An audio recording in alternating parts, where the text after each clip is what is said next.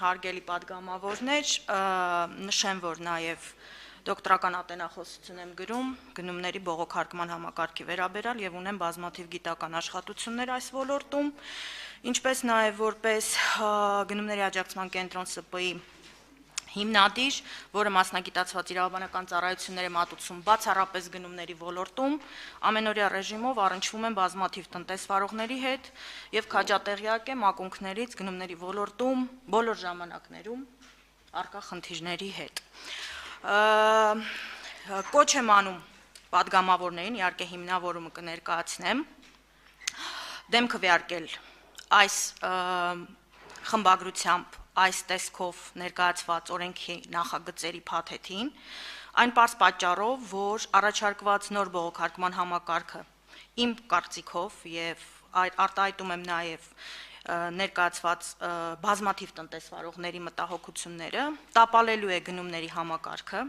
բերելու է բավականին լուրջ կոռուպցիոն ռիսկերի ավելացմանը, եւ խախտելու է գնումների բողոքարկման թափանցիկության, հրապարակայնության, ինչպես նաեւ հանրային վերահսկողության հնարավորությունները հիմա ավելի հակիրճ, ճիշտ ասած, կարծիքել եմ ներկայացրել, ցանկության դեպքում կարող եմ նաեւ գրավոր դա ներկայացնել ցանկացող պատգամավորներին։ Մի քանի հանգամանքի վրա եմ խնդրում ձեր ուշադրությունը սևեռել։ Առաջինը արտադատական համակարգի վերացման հիմնավորման տեսանկյունից, հարգելի պատգամավորներ, միանշանակ բողոքարկման արտադատական համակարգը ամբողջովին վերացնելը նվազեցնելու է այս ոլորտի արդյունավետությունը, վտանգավոր է, սրա հետ կապված, ես փորձում եմ ուղղակի ժամանակի մեջ տեղավորվել, դրա համար արագ եմ խոսում, սրա հետ կապված կուզենայի ուշադրություն դարձնել, որ իդրաֆտ համակարգում հրապարակված այս նախագիծը ստացել է 94 դեմ եւ ընդամենը 6 կողմ ձայն, հրապարակված են բազմաթիվ կարծիքներ այս նախագծի դեմ, ուզում եմ նշել հատուկ, որ կա Transparency International հակակոռուպցիոն կենտրոնի կողմից նույնպես ներկայացված կարծիք, որը իդրաֆտ համակարգում հրապարակված է, որտեղ հստակ գրված է, որ գնումների արտադատական համակարգի վերացումը անընդունելի է եւ վտանգավոր։ Նշեմ, որ պարոն Շահնազարյանի կողմից նաև մշակված 16 թվականի օրինակ օրենքի նախագծի հետ կապված Transparency International կենտրոնը բավականին դրական կարծիք էր ներկայացրել, այսինքն այն օրենքը, որը հիմա գործում է, այն խմբագրությամբ։ Խնդրում եմ նկատի ունենալ, որ Բարձրագույն դատական խորհրդի կողմից ներկայացված առարկություններում ձեռքիս տակ կա, եթե անհրաժեշտություն լինի, կարող եմ նաև հիմնավորել փաստով,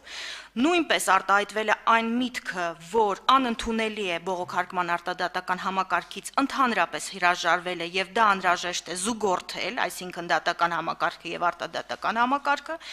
ինչպես նաեւ հարգելի պատգամավորներ, խնդրում եմ նկատի ունենալ, որ հենց ազգային ժողովի աշխատակազմի փորձագիտական եւ վերլուծական վարչությունը իր տրված բավականին ծավալուն փորձագիտական եզրակացությամբ հրապարակված էր նաեւ կայքում ծանոթացել եմ, շատ խիստ է արձագանքել արտադատական համակարգի վերացմանը եւ դրել ընդհանրապես այս օրինագծի փաթեթի սահմանադրականության հարցը, այսինքն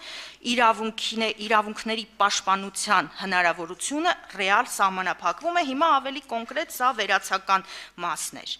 Առաջինը թափանցիկության տեսանկյունից, բողոքարկման թափանցիկության տեսանկյունից ներկայացված նախագծով մենք ունենալու ենք լուրջ խնդիրներ։ Հիմնավոր եմ ասածս։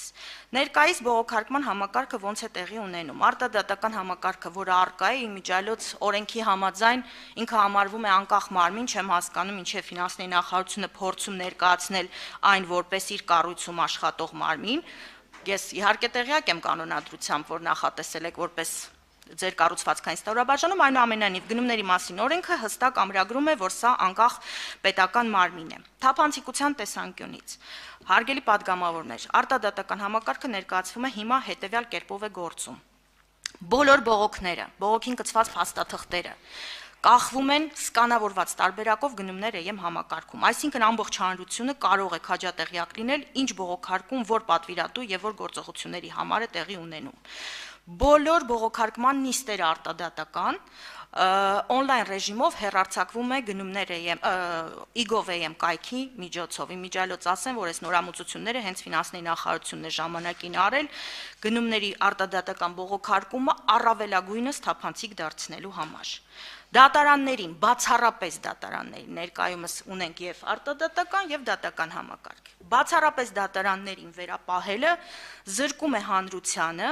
on-line ռեժիմով կամ վերահսկողության ռեժիմով նայել, հսկել, վերահսկել գնումների բողոքարկման process-ը, քանի որ հայտնի է, որ ոչ մի դատական նիստ չի հեռարձակվում կամ առավել եւս հայցերը դատարան ներկայացված որևէ տեղ չեն հրապարակվում։ Սա հրապարակայնության տեսանկյունից, այսինքն ժամանակին հենց նույն սիգմայի հետ աշխատանքի արդյունքում այս բոլոր նորամուծությունները գնումների համակարգում արվեցին, եթե ես չեմ սխալվում 15 թվականից սկսված, ասեմ ավելին 16 թվականի օրենքի նախագծի հետ կապված, որը հիմա շրջանառվում է եւ որը հիմա ուզում են փոխել, իմ ձեռքի տակ հենց հիմա դրանք կան, նույն սիգմայի դրական կարծիքներն են հենց այս նույն արտադատական համակարգի ներմուծման հետ կապված, այսինքն գովասանքի խոսքեր էր գրվել։ Հաջորդը ֆինանսական բեռի առումով։ Հարգելի падգամավորներ, պատկերացրեք, ունենք բողոք, արտադատական կարգով ներկայացվող, եւ հիմա ստիպում ենք մասնակիցներին, որ չէ, պիտի պարտադիր գնաք բացառապես միայն դատարան։ Ոնց է հիմա բողոքարկումը իրականացվում։ Վճարում են 30,000 դրամ պետական տուրք, բողոքի օրինակելի ձևը կախված է գնումներ AM համակարգում, ներկայացված բոլոր բողոքները սկանավորված կախված են գնումներ AM համակարգում, մասնակիցը, որը ցանկանում է բողոք ներկայացնել, չունենալով անգամ իրավաբան, չեմ ասում փաստաբան, որտեղ իրավաբանի փաստաբանի վարձնելը հա տարբեր, ծանոթանալով տրաֆարետին, շաբլոնին կարողանում է ներկայացնել բողոքը քննող անձին, այսինքն բողոքարկման առումով մասնակիցը էական ծախսեր կարող է չկերել, բայց շատ կարճ ժամկետում եւ շատ քիչ ֆինանսական ռեսուրս ծախսելով կարող է կանխել պատվիրատուների կողմից կայմայականությունների դրսևորումը 30,000 դրամ պետական տուրք վճարելով, որը բողոքը բավարարվելու դեպքում վերադառնում է պետական բյուջե։ Այսինքն ստեղ ոչ միայն, բայց հիմա պատկերացրեք մենք տալիս ենք այս գործառույթը բացառապես դատարանի։ Ես ձեզ հավատացնում եմ, որ դատարան հայց ներկայացնելու համար պահանջվելու է բավականին պրոֆեսիոնալ փաստաբանի ծառայություններ։ Ես ընդհանուր պետական շահի մասին եմ մտածում, պարոն Թունյան, շնորհակալ եմ, եւ մտածում եմ, որ մեր տնտեսվարողները նորմալ աշխատեն, որտեղ իրենց վճարած հարկերով ի վերջո այս պետությունը գոյատևում է։ Հաջորդը դատարաններ հայց ներկայացնելու դեպքում մենք ունենալու ենք բողոքների քանակի շատ խիստ կրճատում, որովհետև մենք ստիպում ենք տնտեսվարողներին վերցնել փաստաբան, դատարանում փաստաբանով պիտի հանդես գա, որը պիտի ներկայացնի հայցելը հարցը, այդ հայցը վարույթ կընդունվի, ես դրան կանդրադառնամ, եւ ապահովել նաեւ դատարանում ներկայացուցչություն, եթե ցանկություն ունենք, որպիսի շահերը ներկայացվի դատարանում փաստաբանի միջոցով, այսինքն բանավոր ընթացակարգով գործը քննվի։ Հիմա անդրադառնամ ձեր թույլտվությամբ պետական տուրքերին։ Ֆինանսների նախարարությունը պարոն Ավանեսյանը ներկայացրեց, որ պետական տուրքի գինը որոշվել է հաշվի առնելով միջազգային փորձը 1%-ը շատ նորմալ գին է, բայց հարգելի ներկաներ, խոսքը գնում է ոչ գույքային պահանջի մասին։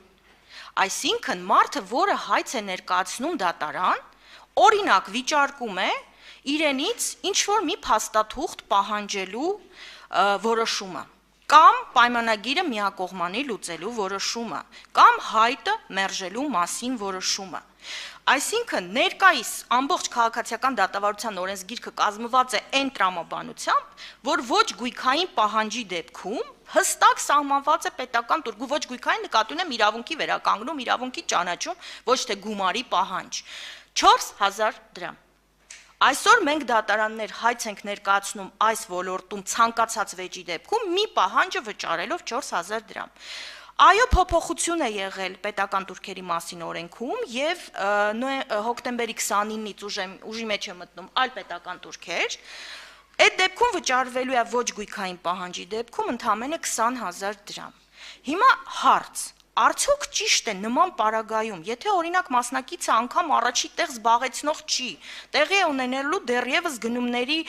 գների շուրջ միաժամանակյա բանակցություններ, այսինքն հարց է ինքը այդ բանակցություններում առաջի տեղ կընկնի թե չէ, բայց ի սկզբանե իր հայտը մերժվել է։ Ստիպել ես ընկերությանը վճարել տենդերի, ոչ իր գնային առաջարկի, տենդերի գնի մի տոկոսը,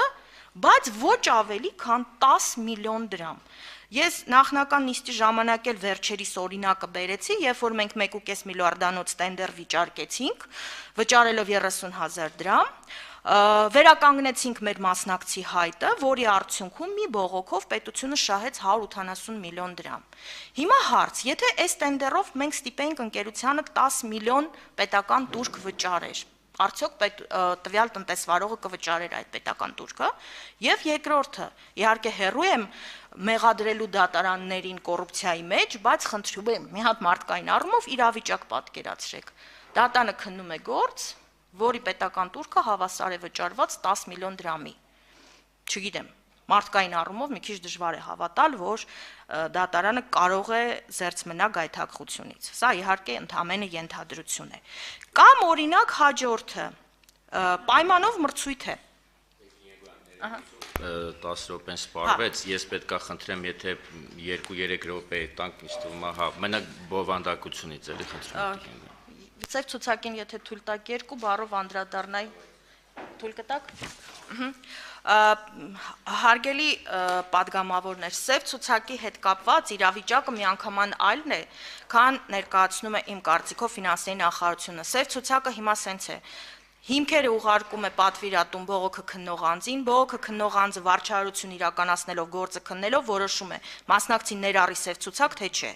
Պետք է փաստեմ, որ հրապարակված հաշվետվության համաձայն 60% սև ցուցակի հիմքերը մերժվում են։ Միայն 40%-ի դեպքում է ընկերությունը ներառվում սև ցուցակով, որտեղ բացահայտվում են պատվիրատուի կողմից թույլ տրված կոպիտ խախտումներ։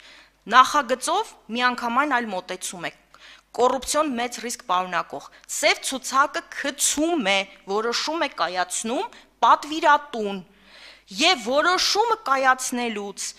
մարդու անունը գնումներ եմ կայքում հրապարակելուց հետո 40 օր տալիս ենք ժամկետ, ասում ենք լավ, եթե համաձայն չես, գնա դատարանում բողոքարկի 60,000 դրամ էլ պետական տուրք չէ, կներեք 50,000 դրամ էլ պետական տուրք մոծի մի հատ է փաստաբան վերցրու, քո իրավունքները պաշտպանի։ Բողոքը քննող անձը այս գործերը քննում է անվճար առանց պետական տուրքի։ Կարծում եմ, որ սովորական քաղաքացիական հարաբերություններում պատվիրատուին տալ իրավունք լուծել պայմանագիր իր նախաձեռնությամբ, իր ցանկությամբ շատ հաճախ ոչ իրավական հիմքերով։ Մի հատ էլ ընկերությանը պատժել գցել սև ցուցակ շատ լուրջ կոռուպցիոն ռիսկ կարող է առաջացնել եւ պատվիրատուների մոտ ամենաթողության մթնոլորտ առաջացնի։ Շնորհակալություն։ Շնորհակալություն։